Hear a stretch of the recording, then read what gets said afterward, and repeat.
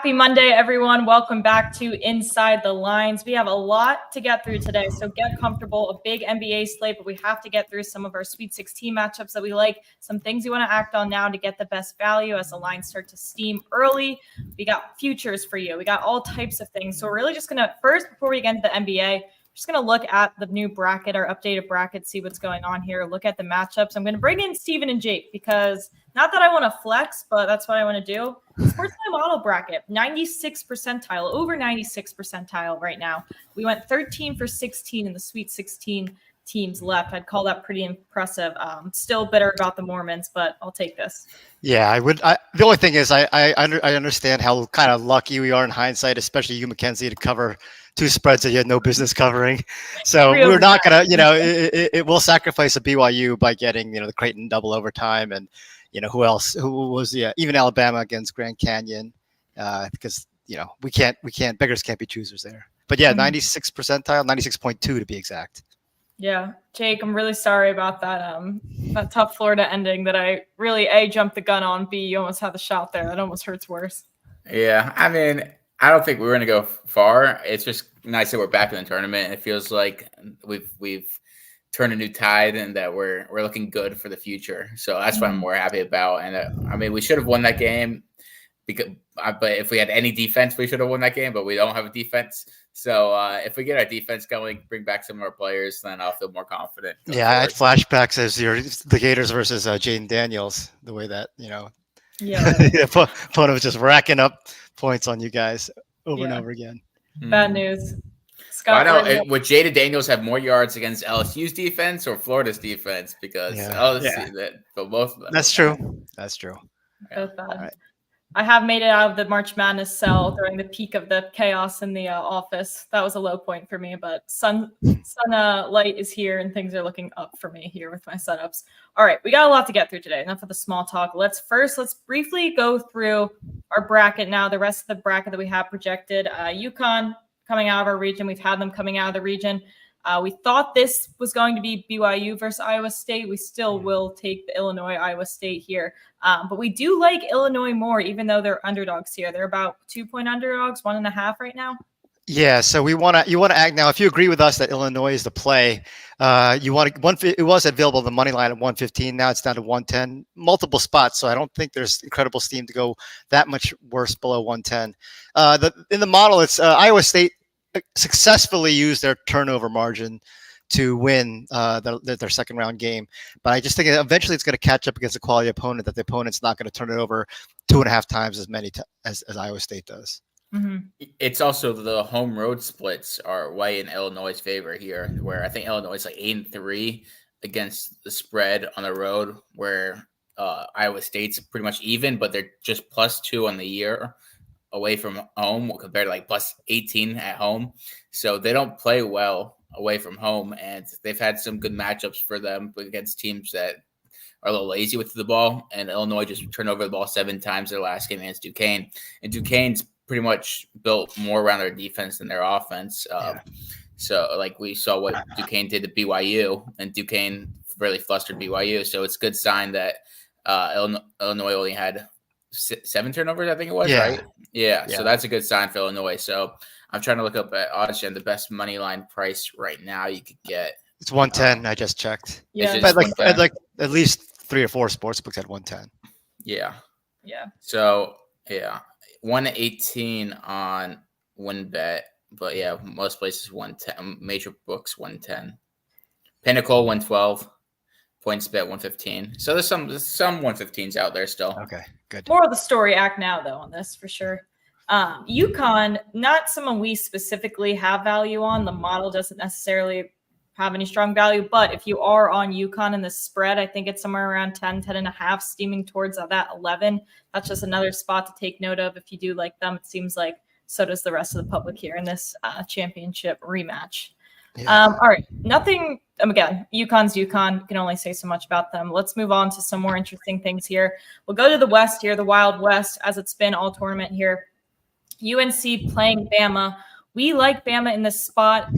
We probably assume that a lot of the public will be on UNC here, so I don't think there's necessarily an urgency to act on Alabama plus the 4. You think we can probably get a better number come Thursday?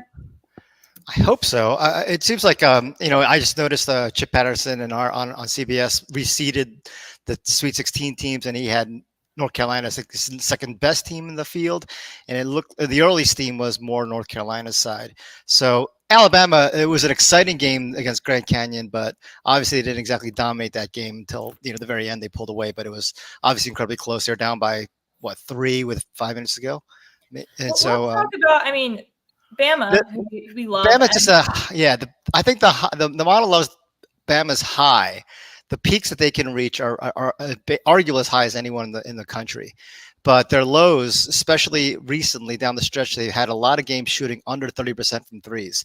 They shot an okay percentage yesterday, but that's what the concern is, that they could be beat by anybody while also beating anyone. That's why Alabama was our most likely 4 seed to get upset in the first round, while also being our pick to win the West. Mm-hmm. I see RJ Davis going off for 40 in this game. So it's, and also like their bigs weren't that impressive against Grand Canyon, which is a little eye-opening, but they do have a lot of bigs that they won't do much, but if they get in foul trouble, they just keep hacking away Armando Bacot. Looks like, according to Action Network, 92% of the money from the public money is on UNC minus 3.5. Yeah, so you got to wait. It's 4.5 in places. So I think maybe there's a chance to get to 5 by tip off. This could be where our bracket goes from 96th percentile to 99th, or just absolutely plummet. But I will say, this is in regards to Bama and Creighton. Watching both of them probably play not their best basketball and still pull out a win is promising. I would say, if we want to be glass half full here. Teams that go far always have that one game that they I'd rather it happen now. They played bad. They feel like they can do more, and they will. Like Virginia against Auburn when Virginia came back. Yeah, a lot of these, except for UConn last year, where it was pretty much they dominated. Mm-hmm. You're going to have a couple games where you get a little lucky at that. I think it helps to go through that, especially it doesn't get more high pressure than being the favorite. All the neutral fans in the stadium are cheering against you, and especially if it's a big conference, small conference. Here. Yeah. They're going to be playing with no pressure. I don't think they have any pressure on them against North Carolina. Yeah, no, not at all. Do we have any value if we look at this game projection? I don't know if you have it up quick, Steven, but UNC's team total, not positive what the line is. Well, the line's really high. We don't have value on that. I mean, it's probably 88.5. Yeah, we only have 80 projected. So, but again, this is such a high scoring potential matchup that the model tends to under project totals when they're involving high scoring teams. The problem, the thing with the model is saying is North Carolina's road splits, they do average 10 fewer points per game on offense. So that's why in this neutral setting, which this is, they were playing in Charlotte for the first 2 rounds. Yeah, that's what I like. They're going to Arizona. Yeah, Baycot's splits on the road are pretty nasty. And but I mean, Alabama's splits on the road are terrible. So again, we'll see what happens. 50% of Bama acting like they're at home. That's all we're asking. Yeah, the skinny dudes up front for Bama got a rebound. Yes. All right, let's move on to the South here. Nothing ground breaking. We're looking at Houston to beat Duke pretty handedly here. Marquette to beat NC State. Though I do love NC State. Can we at least have them to cover maybe? I think we do. Let me bring that up. NC State. Yeah, I mean, not a ton of value. The line's the consensus line is minus 6.5 for Marquette, and we have it minus 5.3. So nothing to write home about. Pack spread just for kicks. But that's this NC State team does look really good for the last 2 weeks. Mm-hmm. Right, let's move on to the Midwest here. Purdue, Gonzaga. We have Purdue winning, probably not as handedly as the rest of America would assume. And then we do have Creighton 55% chance and 55% of the Sims beating Tennessee. And then as we've talked about for weeks to come or weeks prior, Creighton to beat Purdue. I feel like I have that back in my head, all the stats to convince people of that when I've said it so much on HQ. Yeah, I mean, Creighton has more. They have the size to make things a little bit difficult against Purdue, and they got an experienced team. They got their bad game out in terms of shooting percentage, so hopefully that they live up to our expectations. Not that I would know, but if I was a college basketball coach, I feel like Kalkbrenner would be the absolute dream. Like he's just clean, dialed in, tunnel vision, clean basketball, effective basketball.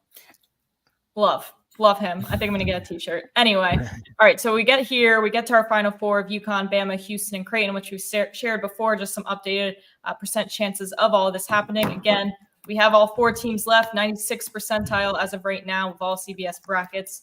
Little tap on the shoulder there. All right, let's move on and get another recap. If you do like UConn and that 10.5, like that spread, recommend acting on that now. Illinois, who we do actually like, plus the 2.5 if you can still find it. The money lines also is probably the best value you're going to get against Iowa State. Teams we probably would wait on that we're also on this side. We like Bama to cover against UNC. We like Bama to win, but I'm assuming that you can probably wait on that and get a better line. Same with Creighton. A lot of the public loves Tennessee. And Gonzaga, we do like to cover the 5 points against Purdue. Maybe you can get a bigger number by Thursday. So with that, some updated futures. We've talked about the championship mold a little bit here. I'll remind our people in the last 21 years, the champion has fit. They've had top 40 offensive efficiency, top 30 defensive efficiency, ranked in the beginning of February and in Eastern or Central time zone here. Now we're down to 6 teams that are left in the tournament that fit this mold. You're looking at everybody's championship odds here, the best value. Thank you, Stephen, for searching for us for the best value. Next to the ones with a star are the teams we have value on, meaning we give them a better chance than the odds makers are implying here. UConn at plus 210. I mean, we love UConn. We have all season. Weeks and weeks ago, we've been giving you lines on them, value on them. Obviously, this is the shortest you're going to see as of recent. But Creighton, 25-1, not looking too bad. Yeah, I mean, I don't know what they have to do to get any kind of respect. They're plus 3,000 to start the tournament. Usually it'd come down a little bit from there. But what else do they want? They were at plus 3,000. They were plus 3,000 after they beat UConn. Yeah. And then they didn't move after they beat UConn because they lost to, I think, Marquette the next game.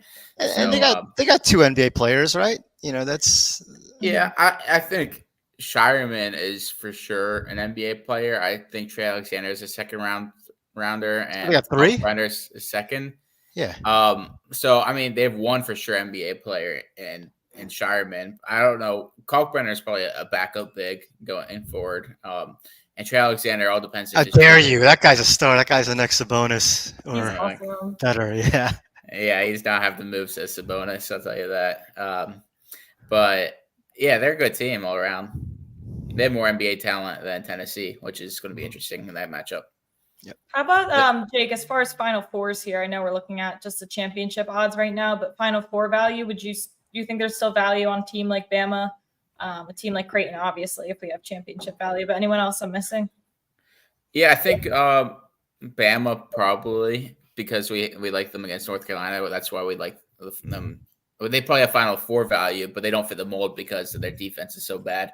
Right, Final Four value, yeah. But the mold doesn't take into account just making the Final Four.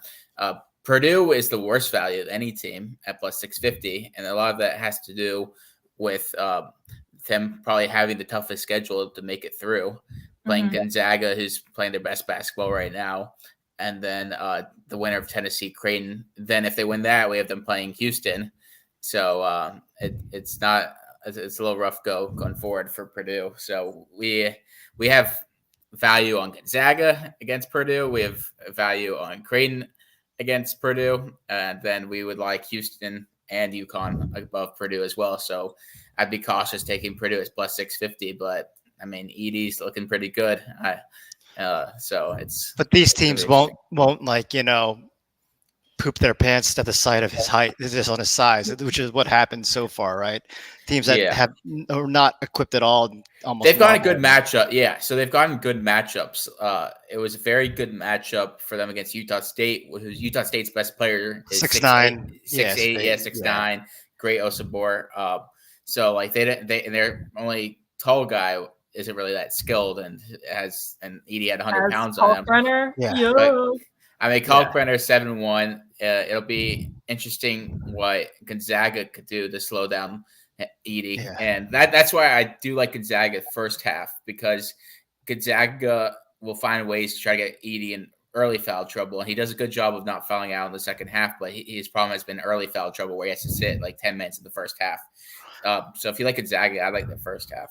Yeah, we were saying I was hoping people would publish some data about. It seems to me that referees have been not calling as many fouls.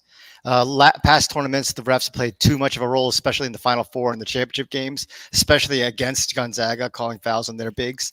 But based on some of the games I saw yesterday, especially, it seems like the refs weren't calling anything. People were getting away with, hand grabbing and all kinds of over the backs.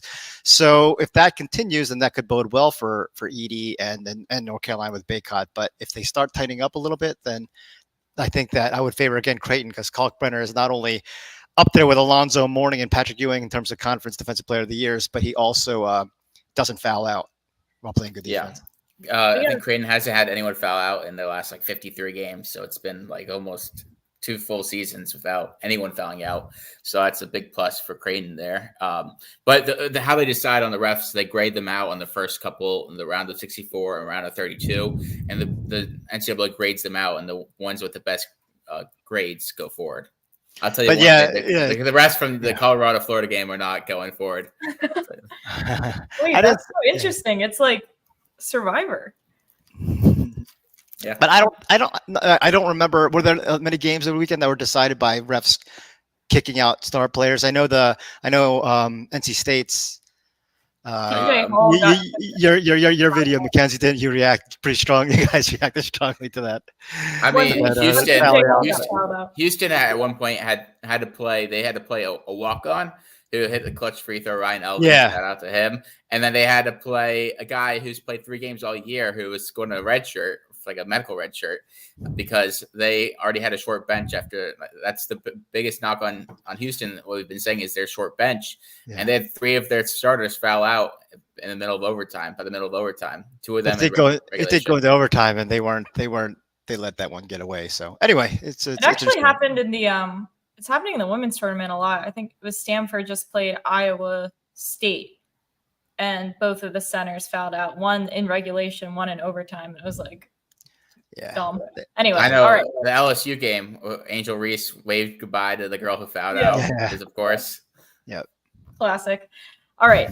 We got a lot of NBA to get through, okay? So everybody grab your pen and paper and strap in, because there's a lot to go through. Now, impressed that you have so many picks here, Stephen, because this time of year, the NBA is scary to bet on. You don't know who's playing, who has an agenda, who doesn't have an agenda. Even if it's not guys specifically sitting, it just feels like, well, why didn't that coach call that timeout? It's a weird situation to be in. But I think there are some plays that we can still get into here. So let's pull up the model. Yeah, I think the main market line spreads and totals can be scary to go with, given that factor. We'll find our niche player props as we always do. This is nothing new. But we've already locked in. We've had plus 2,000, well, I guess plus 20 units or more in 3 straight NBA season on our Sportsline A-rated picks. So that's too late really to get benefit too much this year, but just for future notice. Charlotte, Cleveland. I'm going to go with Jarrett Allen over in turnovers. Again, the theory being you could play well and get 2 turnovers. I think it's a buy low value here because he averages 1.6, and so usually at 1.5 you wouldn't see this much plus money on it. But it's because recently, his last month, he's only averaging 1.2, and the under is 12 and 5 and 12 over. So I am fading that because he's had a few more turnovers recently. You see this 3 game, 1 game, 2 game, and another 2. So I'm thinking that maybe Mobley's back. Maybe there's some interior passing that can lead to some turnovers here. All right. Yeah, I know. I mean, Charlotte has nothing to play for, right? They're just kind of there. No, paychecks, I guess. I was looking at Trey Man, though. I think his 3-point line's over 1.5. We have him for 1.8, but it's plus 150. And it's like, sometimes when they're playing loose and with nothing, I feel like they're just launching up threes anyway. He's launching a lot, so 5 or more attempts in 3 of his last 4 games. He's not hitting at a high clip, but he's taking. I'm so scarred by my 3-point props recently. Yeah. I just got to take a break. I had a question in the chat about Niang. Oh, go ahead, Jake. Yeah. Well, he is shooting 42% on the year overall, Trey Man. So if you want to play the regression back to the mean on the opposite end, he should. If he shoots 5, he should hit at least 2. I was a little worried on Yang. I was going to pounce on that too. But the last 2 games, he's down a little bit scoring, and he only played 24 minutes his last game. So I'm not sure why they were getting clobbered. So, but I would think that maybe a situation where he would play more and not less. Mm-hmm. Yeah, it's just kind of a scary game. Different agendas on both sides. I want to see like Sam Merrill playing more minutes, not shooting well, but stay the course, Steven. We got a lot to get through. Yeah. All right, let's move on. Let's go to Detroit, headed to New York here. My Detroit Pistons so close every night getting a win, going over this team total, but we still are not there. Yeah, they don't want to. They don't want to do it. They have no interest in helping us. I'm going to go Jaden Ivey over 2.5 rebounds. Model's well over that in his projection. He's got a sub 500 road split, but he's got a nice healthy average. And the last month is down, but it's still 500 on the over. He's 7-3 his last 10. Guards who average similar number of rebounds, they for whatever reason they get amped up at New York. They average almost a rebound more at New York than versus New York on their home court. Steven, so for Brunson, can you look up how he does in some games with the Knicks are like 15 or higher point favorites? Because I know we have a lot of value on Brunson over 9.5 rebounds and assists. We have him at 11, but I want to see like if he tends to sit when they're huge favorites. I don't know if I have the energy right now to do it. Because Tibbs does not like sitting anyone. Yeah. So this is like something that you can ask me earlier in the day when I have time to run it. How about that? How about that, Jake? We had 8 hours. Well, the lines changed, Stephen. The lines changed. They got the best value. Okay. Of the lines. Yeah. Well, we'll get to it later. I'm not up to it right now. All right. I see some questions in the chat. All right. Can we talk about Josh Hart though? Because that's always a reasonable person to ask about. Is he still playing like 55 minutes? Yeah, but he had this like stinker of a game that he must have been just too tired. And then in the meantime, I mean, he had a big the next game. It's Miles McBride. Yeah, someone was asking about him. It's been getting like ridiculous minutes. So I don't know. Maybe Jake, I guess he's just hot from 3. Yeah, I mean, so right before this, like he started getting hot. The Knicks gave him a 3-year, $13 million deal. And I'm like, he barely plays. Well, I give him that deal. And then after that, like the week after that, he played like his most minutes and had 21 points. But he's just been shooting. He was a 40+% 3-point shooter at West Virginia in college. And so I was surprised that he didn't shoot well his first couple of years in the pros. But he's just been insanely hot lately on a high volume. So the New York game, I mean, we're projecting solid overs because with Detroit's injuries, no Duran especially, we're expecting New York to kill them on the boards. But a guy like Hart, maybe this is the one chance he might only play 35 minutes instead of 42. Mm-hmm. So that's the only reason. But McBride's interesting to keep riding because I think they would let him keep shooting. Yeah, why not? All right, Miles McBride, I like it. What's his line? 13.5. I might have to play that. Yeah, we were not projecting over, but I like the over personally a lot. Yeah. All right. Well, speaking of getting out rebounded, Toronto just an absolute shambles recently. I'm pretty sure they're on like a 10-game losing streak, also getting out rebounded probably every night because they're so injured as well. I was trying to look before the show for a specific Nets player that I could tail to go over their rebounds, not some like high profile rebounder, but just someone who sneakily might get, 1 or 2 more than they usually do. Mm-hmm. Did no luck? Claxton, well, his line must be high right now. Yeah. So Claxton, like, is too high. I feel like Schroeder. I bet Schroeder's too soon. S-list. Well, I don't know. Rebounds. I think this is the play. You feel really good about it. What's his line? 3.5 rebounds. It's a fair price. Okay, never mind. You're still on the list, Dennis. Sorry. I'm going to go with Kelly Olynyk because I've hit a lot of plus money bets, so I deserve to try to get a layup. So minus 175 Fanatics was much better deal. I think it's still available. Model has 3 times his number, so that's tremendous line value. With the injuries on Toronto, he's been playing a lot, shooting a lot. Enters on an 11-3 run. He has not gone 2 straight games with 0 made threes while playing over 20 minutes in both games since the beginning of the year when he was on Utah? November 19th and November 21st. All right. I'm in. Let's move on here. We'll go to Boston, headed to Atlanta. Boston just been a covering machine recently. Just scary. Like, who's playing? Is it worth it? I don't know. I do like this Clint Capella play though here. I am glad the other day that my Drew Holiday pick was washed because he's a dead arm apparently. So he might be someone who, if he does play, may not shoot at all because dead arm doesn't sound like a good thing to have. I'm going with Clint Capella over 21.5 points, rebounds, and assists. I was really surprised to see the line this line. We have a tremendous amount of value at 28. Strong overall trend for the season. Lower home average, but still over 500, entering on a 9-2 run.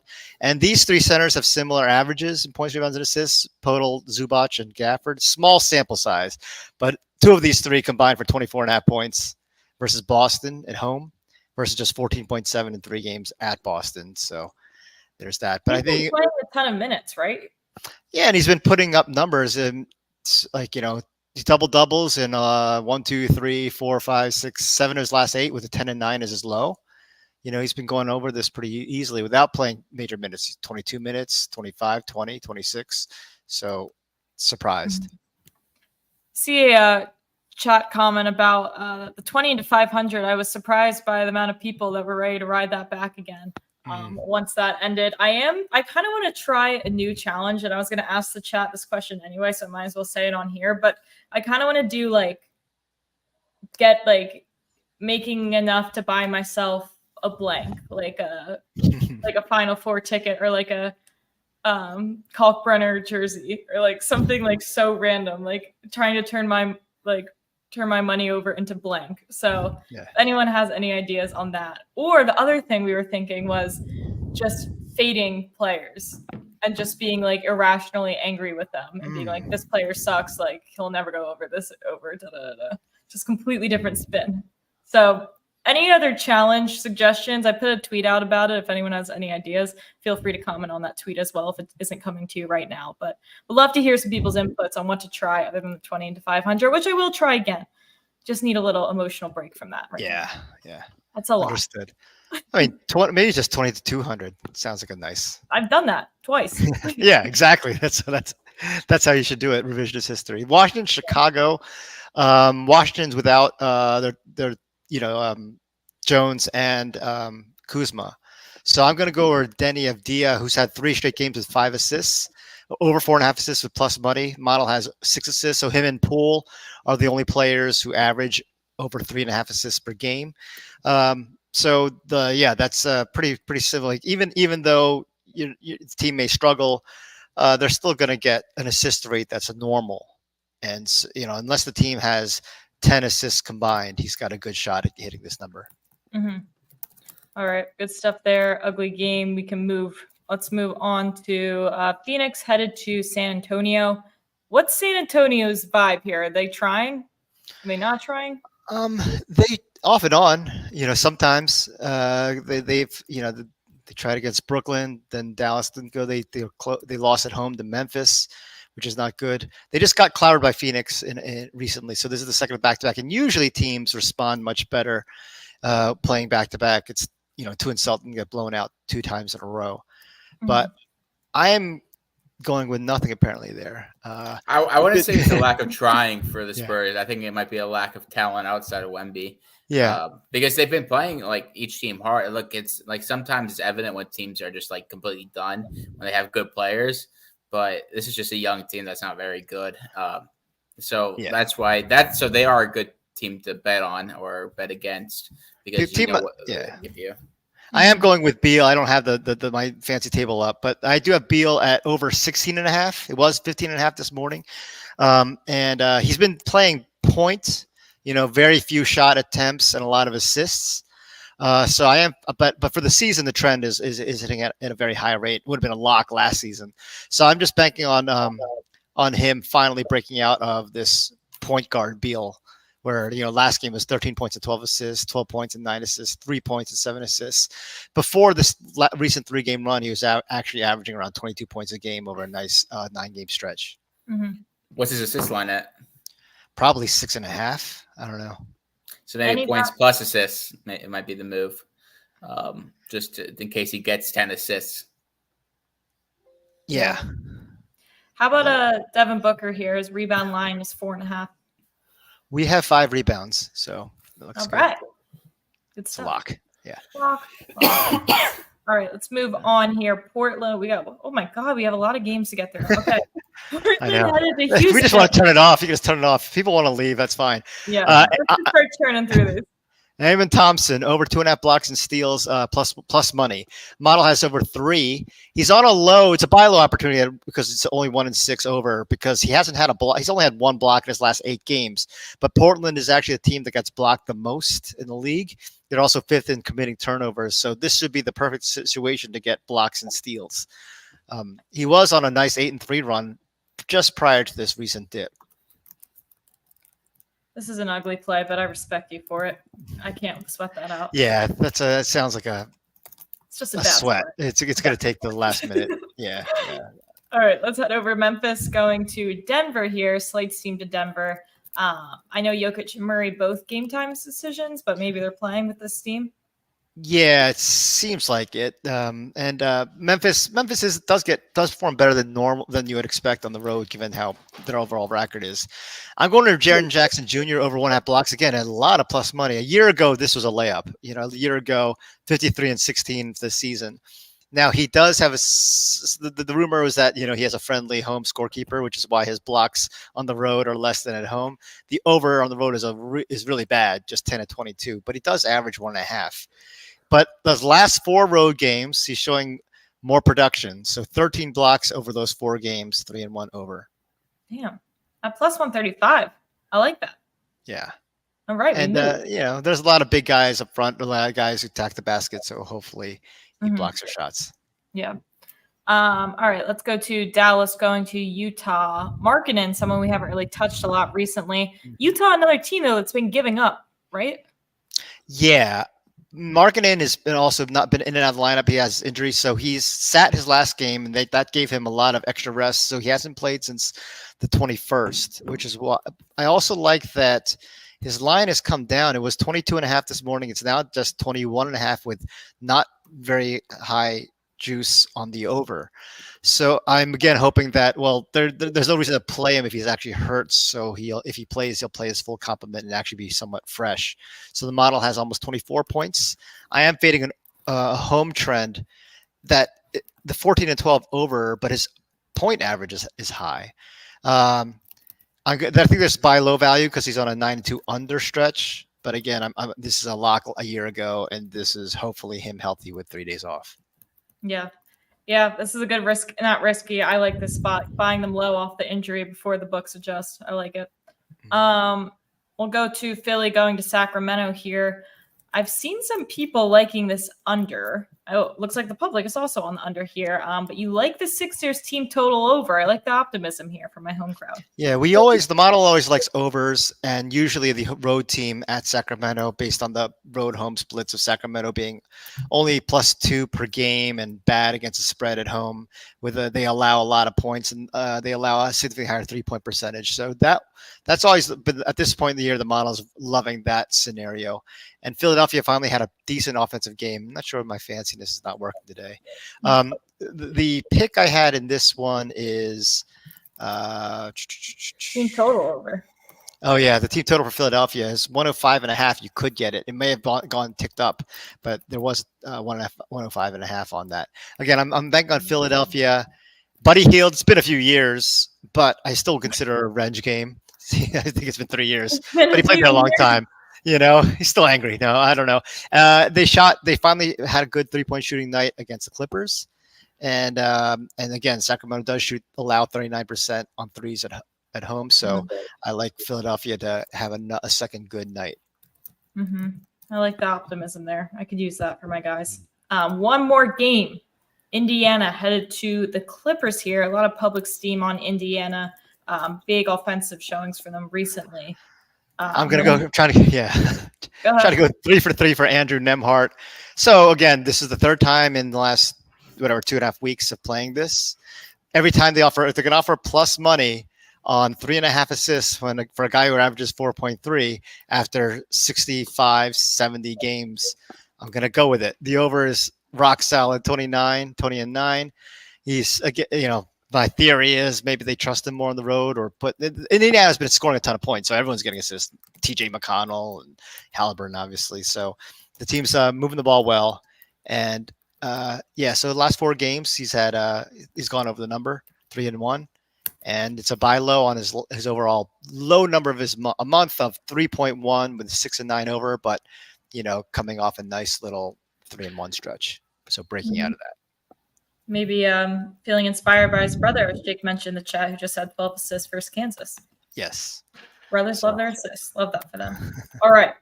Quite the recap screen we got going on. As far as Act Now picks for the Sweet 16 that we would hop on now, just Illinois money line right now. Again, UConn I would act on now as well, just not a personal model value pick here. But Illinois money line we do like. We like them to cover the spread. Obviously, that is implied. Tons of NBA today. Tomorrow, Jake's taking the show. We're going MLB futures. We are back. Opening day is Thursday, I believe. Thursday, yeah. Yeah, so we'll get some futures going, and then through the week, we'll have some plays for opening day as well. We're about to go back to being a triple threat here, NBA or quadruple threat, college baseball, college basketball, NBA, and MLB. So we'll cover it all. We'll answer all of your questions as always. Good luck with your bets tonight. We'll see you guys tomorrow.